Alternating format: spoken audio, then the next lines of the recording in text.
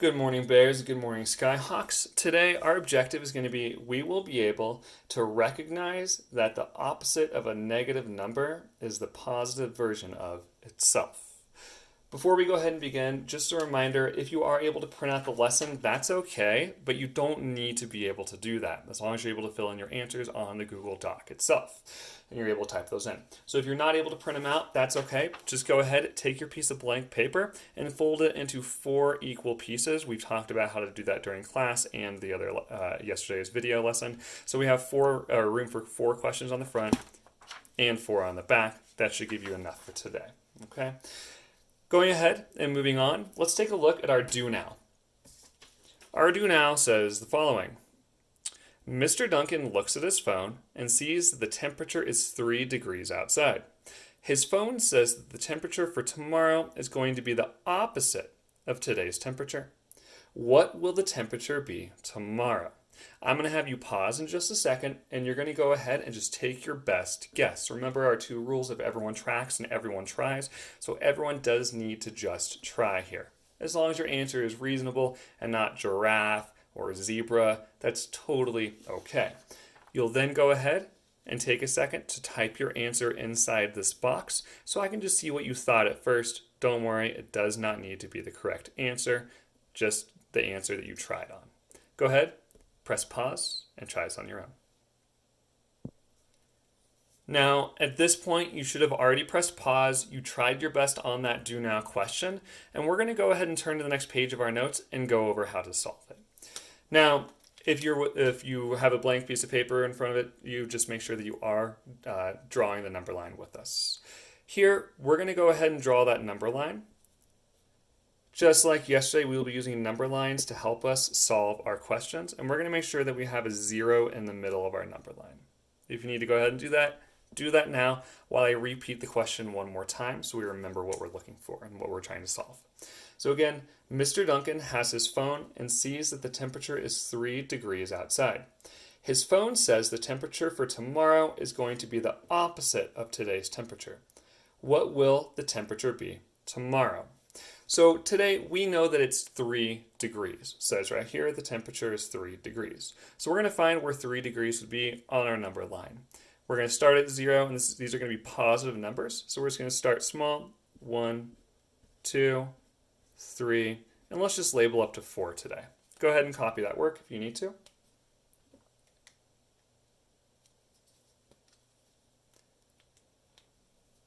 Now, we need to figure out what is the opposite of our 3 degrees. Our 3 degrees are going to be right here, right? Because that's just the number 3. It's a positive number. Now, the opposite of any number is the same distance away from 0, but on the other side of our number line. Because we know negative numbers are smaller than 0. They're less than it, right? They're less than the value of this 3.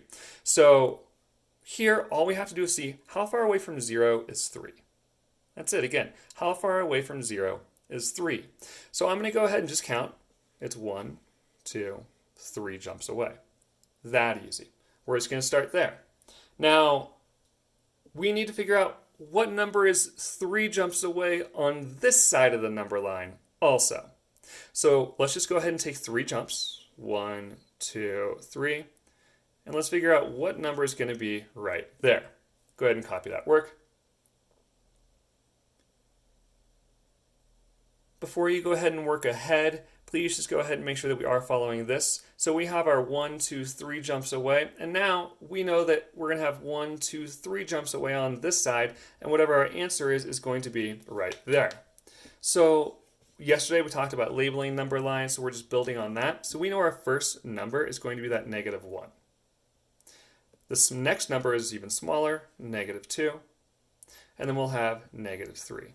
So what this means is that the opposite of 3 is negative 3. Again, they're the same distance from 0 on both sides of the number line. Again, the same distance from 0 on both sides of the number line. We have 3 on this side and 3 on this side. If you need to take a second, go ahead and copy that work. Otherwise, I'm going to go ahead and get us set up for the next question. If you need to pause it to copy it, go ahead and do that. I'm going to go ahead and get set up here. You should have already copied that if you need to. Go ahead and rewind. That's the great thing about these video lessons. You can pause it and rewind at any time. Our next example, our example number 2, is just find the opposite of 2. Again, we are going to use a number line, so go ahead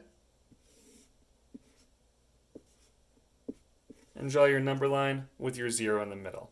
If you feel like you can work ahead and take your best guess at this question, go ahead, pause it now, solve it on your own, see what your work looks like, and then unpause it and see how we solved it, just to see if you got it correct.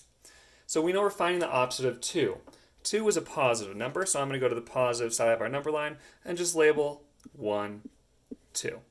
Yes, of course, we could keep going, but I see our number 2 is already here, so I'm just going to go ahead and stop here. Again, we need to find the opposite of 2. We just need to see what number is the same number of spaces away from 0 on the other side of our number line. So that means how many spaces away from 0 is 2? It's only 1, 2. So we need to go to the other side of our number line and again find what is the opposite of our 2 on the positive side. That means we're going to go a jump 2 on our negative side. And our answer is going to be right here. We start by labeling our negative 1, our negative 2, and there's our answer. The opposite of 2 is negative 2. Now, this next question, again, if you still need to show your work, go ahead and pause that. But this next question, I want you to definitely try on your own. We're just going to review the answer to make sure you're on the right path. That's it. So if you need to pause and rewind, go ahead and do that, or just copy that work down. And I'm just going to put this one up here. Question number 1 says, let's just try one more together. Using the number line, show what the opposite of negative 4 is. So yes, again, today's lesson is about using number lines to show our work and prove our answers and our understanding. So I'm just going to go ahead and draw this. I'm going to give you a minute to go ahead, find where negative 4 is, find where what your positive number, the opposite, is going to be, and go ahead and solve for it. And then we'll come back together as a class. Go ahead.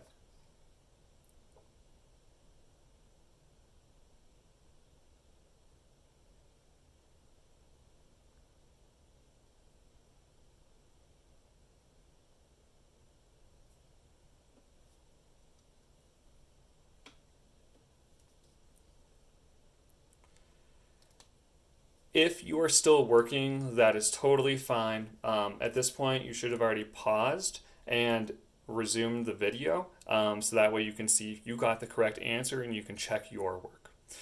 The first thing that we notice is it says, what is the opposite of negative 4? It's not a positive number. So we need to find where negative 4 is going to be on our number line. We know it's going to be on the negative side of our number line, or the negative side of 0, because it's less than 0. Negative numbers are less than 0. So we're just going to start by labeling up to negative 4, negative 1, negative 2, negative 3, negative 4. Again, we see that negative 4 right here is 1, 2, 3, 4 jumps away from 0. So we need to find out what number is the same number of jumps away, but on the positive side, on the opposite side of our number line, because we're finding the opposite of negative 4. We see we have 4 jumps here, so let's make 4 jumps. 1, 2, 3, 4, and we know our answer is going to be right here. You should have already shown your work. We're just checking it at this point. So we see we're going to have 1, 2, 3, 4. This means that the opposite of negative 4 is positive 4. You don't need to write plus 4 for your answer. You can just write a 4. We assume and we know that that's already a 4, that the value is 4 and it's not a negative number, okay? You're going to go ahead and you are going to work on your own.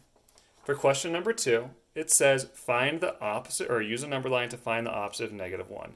If you're able to print out the notes, I've already supplied that for you, at least for this first question, that number line. After that, you are going to need to draw your own number lines. Again, it's about practice of getting that to show our work and explain why. We've talked about that a lot this year. All of your answers you do need to write inside of these boxes. I'm not going to be able to look anywhere else on these except for here.